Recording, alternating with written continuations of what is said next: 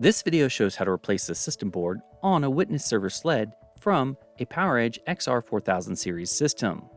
Before removing the system board, read through and follow safety guidelines to protect your system from potential damage and ensure your personal safety.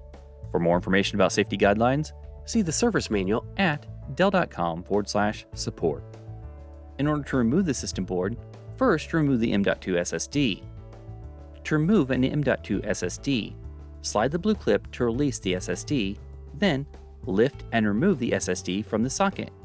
To remove the board, locate and remove the 6 screws securing the board to the sled.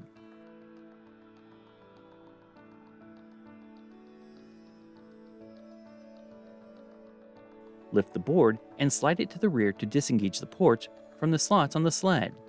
To install the board, holding it at an angle, align the ports on the board with the holes on the sled. Then, replace the 6 screws to secure it to the sled.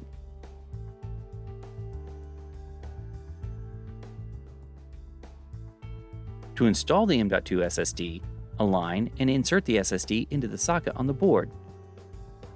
For more information or support, visit dell.com/support.